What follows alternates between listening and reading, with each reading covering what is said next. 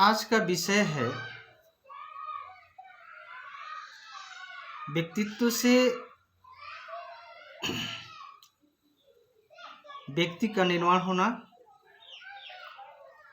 और व्यक्ति व्यक्ति से परिवार का निर्माण होना और परिवार परिवार से समाज का निर्माण होना। व्यक्तित्व वह नहीं है जो व्यक्तिवाद से होता है, व्यक्तिवाद से नहीं है। ये व्यक्तित्व जो है जिसमें करुणा, दया, क्षमता,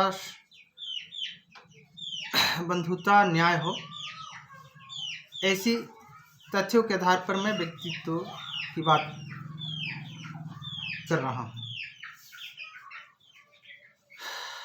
मैं सुरेंद्र कुमार कुर्रे, जिला बलरामपुर, रावण, छत्तीसगढ़। सभी संत महापुरुषों, विद्वानों को बारंबार नमन करते हुए देश के सभी बुद्धिजीवी सज्जनों, बुजुर्गों,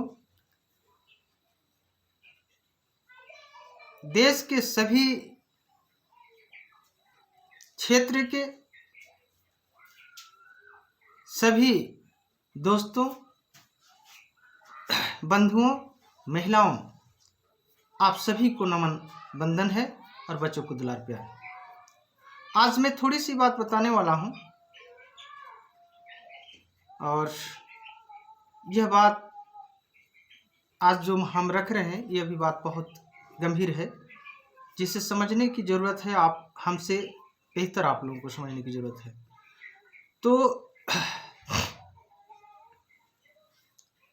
इस संदर्भ में आज का जो विषय है, हमने जो बताया, इसके संदर्भ में मैं थोड़ी सी बात रखना चाहूँगा सबसे पहले। और ये हमारी बात वह है जो हम अपने दृश्यों में देखा करता हूँ। ये अपने अनुभव है, देखा हुआ चीज है, अनुभव की बातें हैं। आप सभी ने देखा करते होंगे कि कई परिवार टूट रही है। अब जब परिवार टूट रही है कि स्वाभाविक, परिवार यदि टूट रही है तो स्वाभाविक बातें हैं कि समाज टूटेगी ही टूटेगी।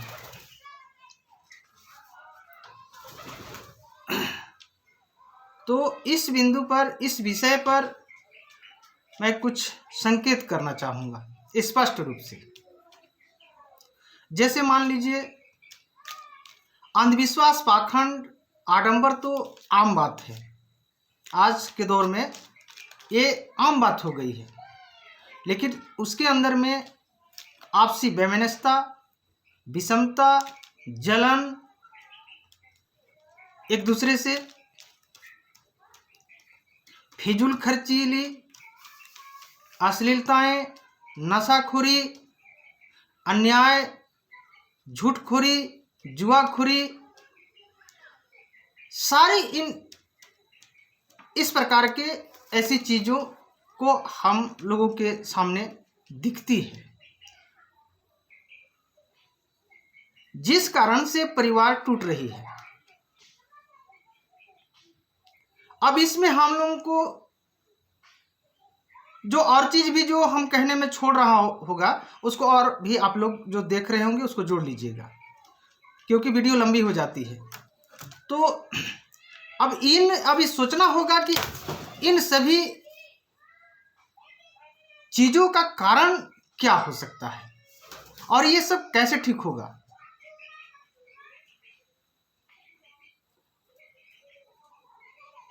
क्यों हो रहा है ऐसा? सिंपल सी बातें हैं। यदि हम सोचेंगे कि हम परिवार को सुधार लेंगे, तो कितना भी यदि कोई सहनशील, बुद्धिजीवी, संस्कारित यदि माता पिता होगा, अपने बच्चों को देखिए बचपन में सुधारा जा सकता है, लेकिन बड़े होने के बाद उनका भी एक अभिव्यक्ति का आज़ादी होती है। तो श्योरली है कि वो समाज के बीच में वो जाएंगे ही बच्चे। यदि आपके सानिध्य में जब तक रहा बच्चे, तब तक वो ठीक रह सकते हैं। यदि इसको अन्यथा नहीं लेना है, अन्यथा लेंगे, एक हम बुराई को ज़्यादा अन्यथा में लेंगे ना, तो कभी हम लोग सुधार नहीं कर सकते हैं। इसको रियली में लेना है।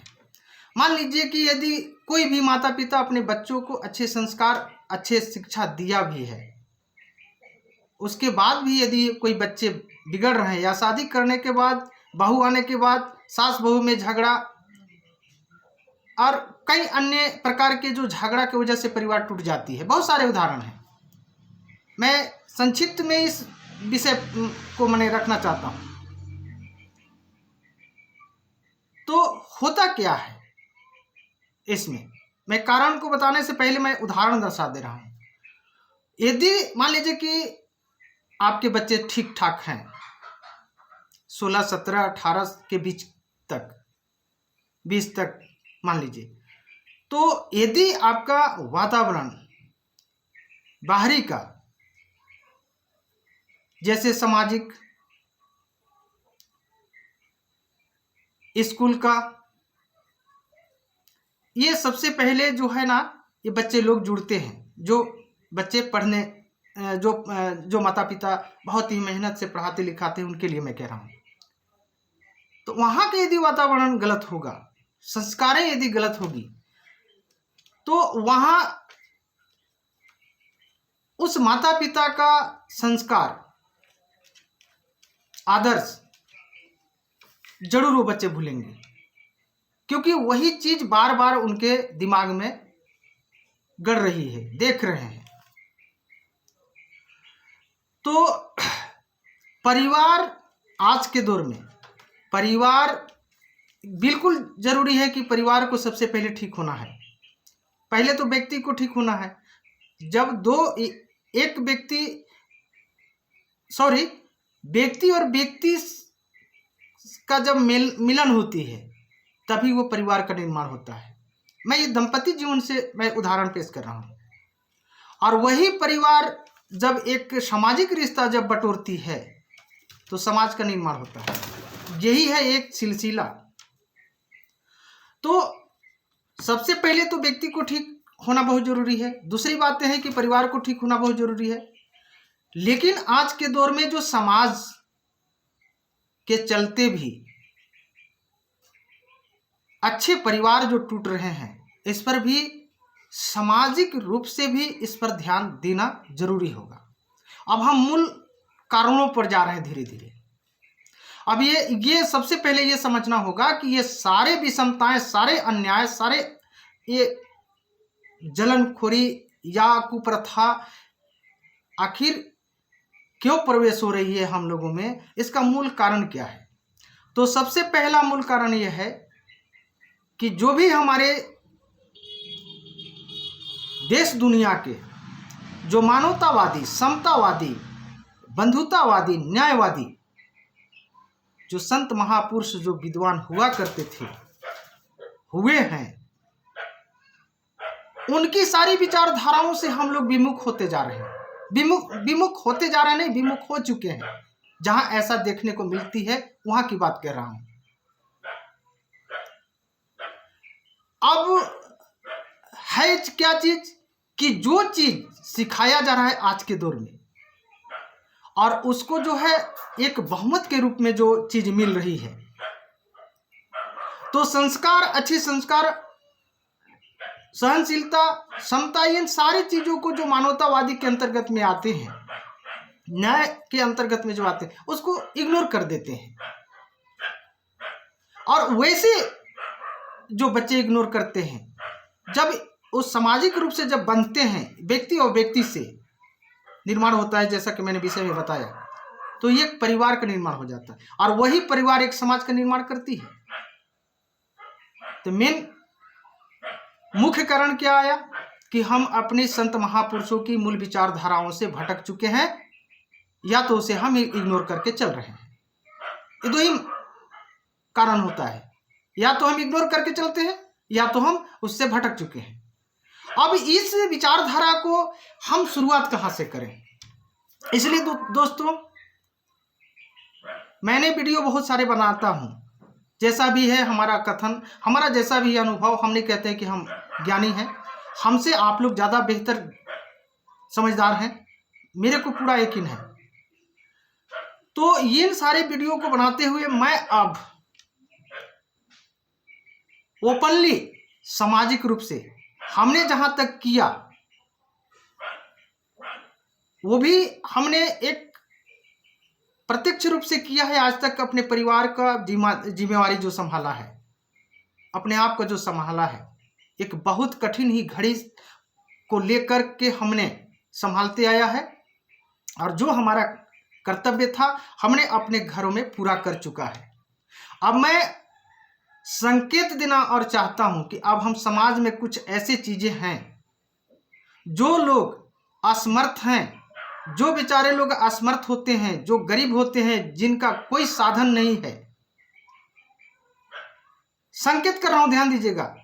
और वैसे ऐसी परिवार में जो लोग धंधा कर रहे हैं, जिस धंधा को लेकर अपने आप को जो लोग बड़े जाति समझते हैं, उनको ध्येय दृष्टि से देखा करते हैं, नीच दृष्टि से देखा करते हैं।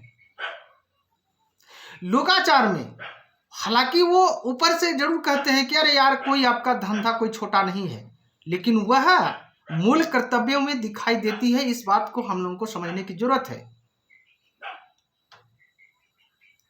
हमें कहीं ना कहीं वो अपने आप को जो समझते हैं, जो बड़े जाति, वो हमें कहीं ना कहीं इग्नोर करते हैं, किया करते हैं। इसलिए हम लोगों में विषमताएं बहुत दिखती है, और इस चीज को हम ओपन वीडियो के माध्यम से नहीं करेंगे। मैं कुछ लेखों में समाज के बीच में शेयर करूंगा, जिसे मैं अपने बल पर सबसे पहले एक काम के आधार पर हम स्वयं से जिम्मेदारी लूंगा, और उस काम के आधार पर मैं स्वयं से उनका जो काम के आधार पर साल भर का जो मजदूरी बनती होगी, उनके लिए मैं रोजगार दूंगा। या तो रोजगार नहीं देने पाऊंगा तो मैं उनका जितना भी साल भर का जो उनका जो सीजन में जो होता होगा, उनका जो धंधा का, उस पैसा को जोड़ करके मैं उनके खाते में डालूंगा। और इसके लिए मैं विधिवत इस पर मैं अपना विचार व्यक्त करूंगा, और उसमें सारे शर्तें होंगी, 2-3 ठो। और उसके लिए सबसे पहले जो समाज के जो बुद्धिजीवी बुजुर्ग होंगे और कुछ नवयुवक होंगे, उनको सर्च करना होगा मेरे समक्ष। और वैसे व्यक्ति जो एक बिल्कुल असमर्थ होंगे, उनके लिए मैं एक पहला कदम उठाने जा रहा हूं। आप लोगों का सभी का सपोर्ट रहेगा तो जैसे जैसे मैं सफल होऊंगा, क्योंकि हमारा भी कर्तव्य बनता है कि हम भी समाज के लिए कुछ काम और भी करें। तो जैसे जैसे हमारी सफलता मिलते जाएगी, वैसे वैसे जिस कार्यों के लिए जो बड़े जाति अपने आप को जो समझते हैं और उन्हें ध्येय दृष्टि से जो देखा जाता है, उन कामों को हम उस कामों के आधार पर हम उनको रोजगार दिलाने के लिए, हम धंधा कोई छुड़ा नहीं रहे हैं, हमारा कोई धंधा छुड़ाने के उद्देश्य नहीं है, लेकिन जिस काम से हमें ध्येय दृष्टि से देखा जाता है, हम उस कार्यों को चेंजिंग करेंगे, उसके व्यवस्था देंगे, और नहीं देने पर हम उनके साल भर की जो उनका मजदूरी कर पाते हैं, उनके लिए हम उनको बैंक खाता में डालने का हम काम करेंगे। और ये चीज सारे ओपनली रहेगा। हमारा कोर्ट एफिडेविट होगी, या तो हम सामाजिक रूप से मैं उनको लिखित देंगे, ये सारे सार्वजनिक होंगे। दूसरी बात है, इन सारे कार्यों को जो अन्याय जो हो रहे हैं समाज में, परिवार में, इनको कैसे सुधार होगा, इस पर मैं थोड़ी सी बात रख रहा हूं। सबसे पहले मैं पहले से भी कहते आ रहा हूं, 5-6 साल से मैं एक सोशल मीडिया के माध्यम से भी कहते आ रहा हूं, समाज में भी बैठता हूं तो मैं वहां भी जब मौका मिलती है तो कहता हूं। सबसे पहले हमें प्राथमिक रूप से सरल भाषा में बिल्कुल घरेलू भाषा में और एक आपस में बैठ करके अपने जैसे बन करके उनको प्राथमिक उपचार कराना होगा। छोटी छोटी शब्दों को लेकर के उन्हें बताना पड़ेगा सरल भाषा में। हम उदाहरण देना चाहते हैं, यदि मान लीजिए कि कोई बच्चे या कोई लड़का या लड़की नहीं पढ़ पाए किसी कारणवश, और उनका 16, 17, 18 साल यदि हो चुका है और उनका इच्छा है कि हम पढ़ेंगे, या तो जिस बच्चे का इच्छा नहीं है, नहीं भी पढ़ने का है, यदि माता पिता चाहते हैं उनकी स्वेच्छा से कि हम पढ़ाएंगे और वो पढ़ना चाहते हैं, तो सबसे पहले ये बताइए कि उनका सब्जेक्ट कौन सा लेना होगा। उम्र तो हो गई है, यदि मान लिया जाए कि 18 साल के यदि जो बच्चे हैं तो 12, 6, 18, वो 12वीं पास कर रहा होता। तो बताइए मिडिल सब्जेक्ट उनको पहले बताएंगे या हाई स्कूल का बताएंगे या प्राइमरी का बताएंगे। तो सबसे पहले हमको प्राइमरी से स्टार्ट करेंगे, और प्राइमरी से पहले हमको कहाँ से स्टार्ट करना होगा, चूंकि वो किसी भी चीज़ से अवगत नहीं है। तो हम ये उदाहरण स्पष्ट देना चाहते हैं कि हम लोग वहीं चूकते हैं कि हम लोग प्राथमिक चीज़ों को छोड़ करके हाई क्वालिटी की बात को जो हम लोग उनमें आरोपित करने का जो कोशिश करते हैं, प्रभावित करने का जो कोशिश करते हैं, वही इग्नोर हो जाता है। तो हमें सबसे पहले कखारा से, जो स्टूडेंट यदि पढ़ना चाहता है और उनका उम्र ज़्यादा भी हो गया, तो सबसे पहले हम कखारा, मंत्रा, गिनती, पहाड़ा से शुरुआत करेंगे। तभी वह स्टूडेंट एजुकेट हो सकता है। ठीक इसी तरह से संत महापुरुषों की विचारधारा को सबसे पहले हमें संविधान की फर्स्ट पेज की जो शब्दावली है, समता, स्वतंत्रता, बंधुत्व और न्याय, यहां से हम लोगों को शुरुआत करना होगा।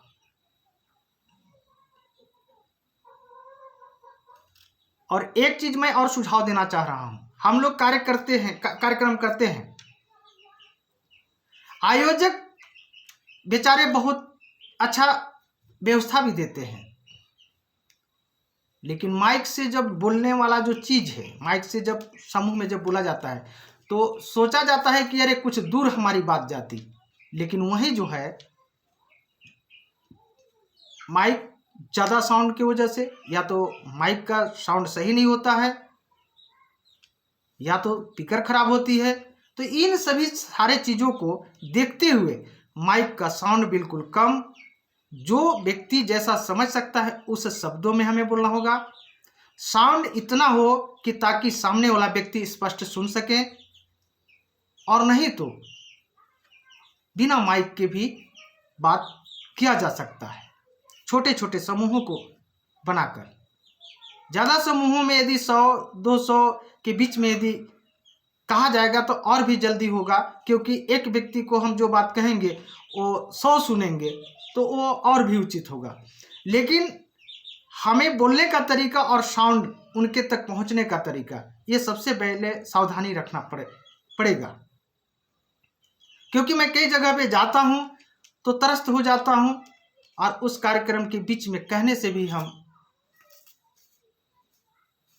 लाचार हो जाता हूं, क्योंकि वहाँ एक बात होता है कि कुछ ऐसे लोग होते हैं कि सोचते हैं कि हमसे कोई बड़ा थोड़ी है, इसलिए नहीं कहना भी पड़ता है, काहे हम किसी को विधन डालें।